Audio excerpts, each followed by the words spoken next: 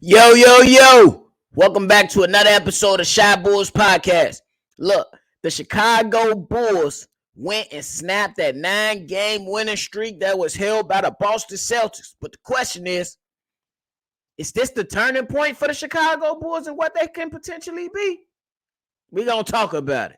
But y'all know y'all got to hear the music. Cognac. Gang.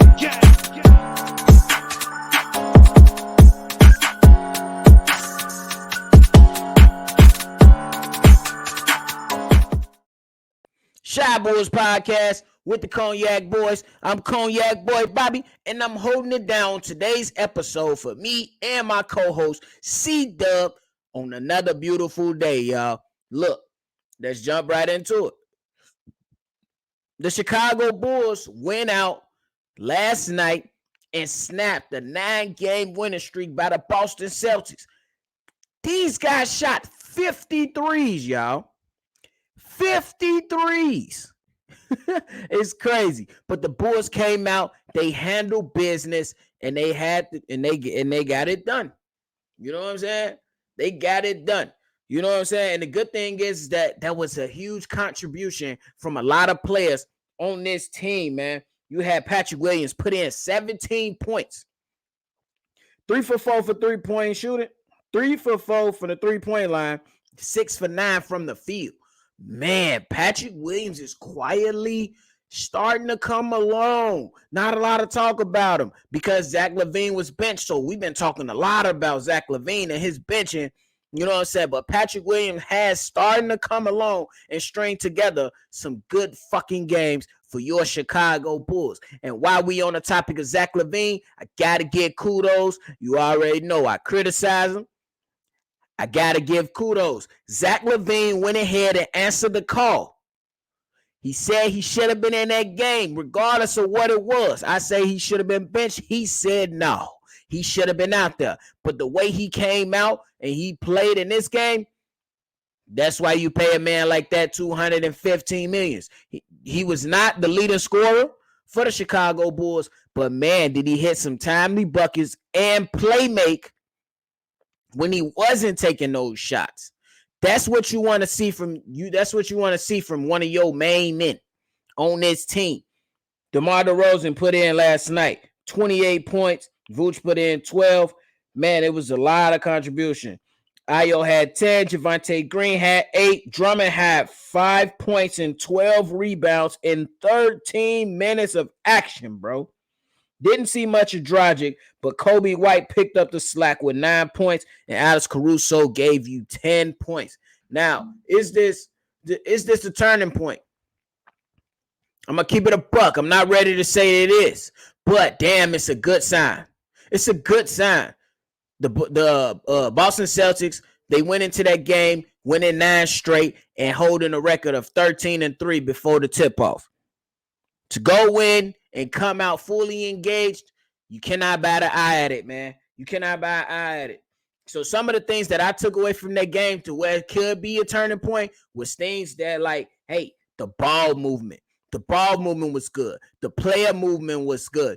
The Bulls attacked mismatches that was on the court. There was a lot of the times to where we seen Vooch have Jaylen Brown on him, had Marcus Smart on him, even at some cases had Derek White on him, and he went to the basket, or he passed out of it and found an open shooter. And the good thing is now when these guys had an open shot, they were knocking them down. That's something that the Chicago Bulls need to continue if the Chicago Bulls want to go ahead and start stringing together some games so they can get above 500, because right now we're still below 500. Record stands at 7-10, and we coming up on a crazy 6-game road trip, man. Starting off with the Milwaukee Bucks, then we going to the OKC Thunder.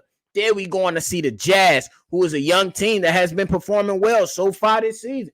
Then we got the Suns, the Warriors, and the Kings. So the Chicago Bulls just need to understand it ain't getting no easier. You know what I'm saying? There is no gimmies that's coming up in the next 6 games. But you know what I'm saying? Me personally, I like what I seen yesterday. You seen guys pushing the pace. You seen guys more engaged. You seen that the ball wasn't just sticking in DeMar or Zach Lavine's hands. They wasn't playing hero ball. There were some moments, of course, you was like, DeMar DeRozan, get a ball up, get a ball up. But he made you be quiet because he made the shot. He made you shut the fuck up because he made the shot. You know what I'm saying? These guys were active. They pushed the pace. And the biggest thing is that, man, a lot of the young guys, Patrick Williams and Ayo Dosunmu, they made a quick, instant decision to either pass it out or go. And lo and behold, for Patrick Williams, he came out with 17 points in that game. So you got to give kudos, man, to where, you got to give credit when credit is due, bro. You know what I'm saying? We harshly criticize some of these players for some of their actions, but you got to go out and give them the kudos and give them their flowers when necessary. Can it still continue? If the Bulls want to go ahead and string together some games, they got to be able to take advantage of some of these teams that they're facing. You know what I'm saying? Now, in the next matchup, we're going against the Milwaukee Bucks, to where the Bulls are going to need size to compete with them. Not only would they need size, they're going to need good ball movement. Not only would they need good ball movement, the Chicago Bulls will have to make 3-point shots. The Milwaukee Bucks, they like to force team to make the opposing teams hit 3-point shots. They love to clog the paint, so it's not going to be a lot of driving opportunities, you know what I'm saying, at least all the way to the basket. So when guys like DeMar DeRozan, Zach Lavine, Ayo Dosunmu, Kobe White, as we've seen in this game, drive to the basket, and those guys have to be ready to kick it. And when the ball gets kicked out, the open shooter has to be willing to take that three. And with the way Patrick Williams played last night, going 3 for 4 from the 3-point line, and then you had others like Alex Caruso hit a couple threes. You had DeMar DeRozan hit some threes. You got to take advantage of that. Zach Lavine was 5 for 10 from the 3-point line. You love that. That's 50%. You only had Vooch taking 1 3-point shot. I'm okay with that because he did most of his work inside the paint, going 6 for 7 on the field. 13 rebounds added and 6 assists. So that tells you that he's getting the ball in and moving the ball out. So you got to respect it. You got to respect it. You know what I'm saying? Kobe White from the 3-point line went 1 for 6. But the good thing is that Kobe White was not just one-dimensional. You know what I'm saying? You seen him drive to the basket. You seen him do a couple other things to where he accumulated 3 assists in the game. Alex Caruso, 2 for 4 from 3. You love it. That's 50%, bro. That's all you can ask. And one thing that I love is that a lot of things were happening within the rhythm of the game. They were happening within the rhythm of the game. If the Chicago Bulls want to be successful moving forward, especially within these next 6 games, these guys have to do things within the rhythm of the offense. DeMar DeRozan, when these guys get in trouble, you don't just automatically put on your Superman cape and then start playing ISO ball, but you still try to find ways to where you can compete in these games. Hence why, you know what I'm saying, what you were doing when you were penetrating and passing the ball and telling guys to go. And an aggressive Zach Lavine has to take place. You know what I'm saying? I believe he had 10 points in the first half. That's what you want to see.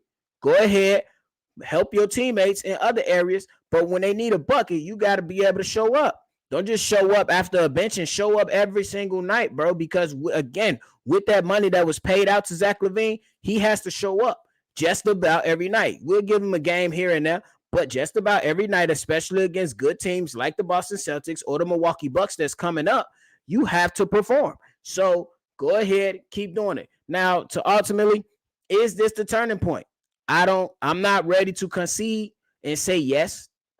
I need to see more. I'm not going to get overhyped on one game. It was a great win. I love the win. You had many players show up. Do you love that these many players was able to contribute from, you know what I'm saying, contribute with the points and all that stuff and assist and rebounds and do things like that. But again, it's only one game. Let me see these guys after this 6-game road trip. Let me see them against the Milwaukee Bucks, the Utah Jazz, the Suns, the Warriors, who always bust us upside our head, and the Kings. You know what I'm saying? Let's see it. So a lot of these teams, there's some opportunities that's going to be present for the Chicago Bulls, but can they take advantage of it? We just got to wait and see, y'all. So hit that comment box. Let me know how y'all feeling. Do y'all feel like the win against the Boston Celtics and snapping a 9-game winning streak was the turning point for the Chicago Bulls in this season? Let me know. Hit that comment box. But, hey, And shout out to all the people that came on during the live call supporting me, man. While C-Dub had to take care of what he had to take care of. Y'all don't understand. It's just, I love it. You know what I'm saying? I let Unc do his thing, and he be definitely doing his thing. But when he need me to hold it down, we gonna hold it down, throw the arms up, and keep it rocking. So, hey, shout out to the people that tuned in from the UK, Nigeria, and Mexico, and of course, all our people right here in the US of A. Is busting. But if you're new to the channel, hit the like button, hit that subscribe button, hit that notification bell, so every time we drop, you be the first ones to know. And if you want to leave us a text message and or a voicemail, hit us up on our number or number. Y'all already know, 773-242-9219. Let us know your thoughts. So, you know what I'm saying, as we continue to better establish these mailbag days, we can go ahead and include you in that mailbag so we can give something back to the fans, because y'all give us a lot of y'all energy as well. So go ahead and do that, and I'll continue to support us. Thank y'all very, very much for continuously to support the Cognac Gang, baby. We're going to catch y'all on that next one. Cognac. Gang.